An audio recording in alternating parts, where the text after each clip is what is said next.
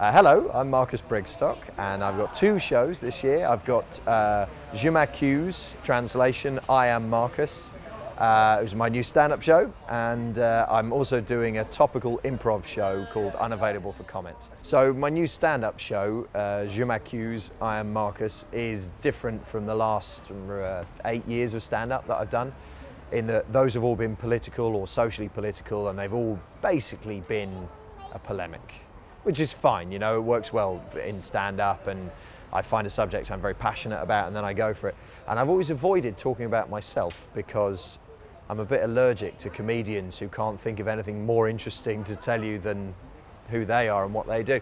But actually, I've got some pretty good stories. And so this year I decided just to tell some of the stories, which include bizarrely enough, the fact that I used to work on an oil rig, but at the same time held a part-time job as a podium dancer, which is a very bizarre tale, which I arrive at having about 18 months before that been a 24-stone goth living in Devon and going through rehab. So like, that was a really crazy time in my life, like the biggest possible change that I could have gone through, apart from gender reassignment, I think.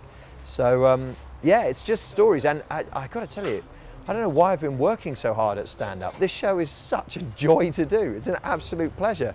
You do things, and then you tell people about it in a funny way. Every show I do, I read. Like, I read all the newspapers, I refer to, you know, websites and background and data, and then the books that I'm referred to by them, in order that I can do a polemic and feel safe that I've at least approached it thoroughly, and if someone heckles I can go, well, no, you see. But this is just like, yeah, you just do shit and tell people.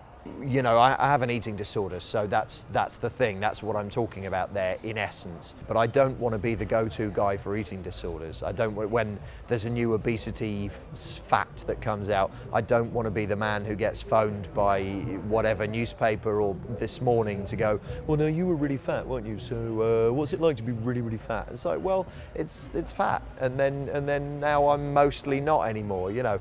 I mean, it's not to say that I would always say no to discussing it, but it's amazing how quickly you get popped in a little box of like, oh, that's what that guy does, you know. In fact, that's what's happened with the topical stuff, the sort of angry, satirical stuff that I do. People are like, oh, well, if you want a pithy opinion, Marcus will have one, and it becomes self-fulfilling, because then you go, yeah, that is me, and I better have one, so pick a topic and I'll rant.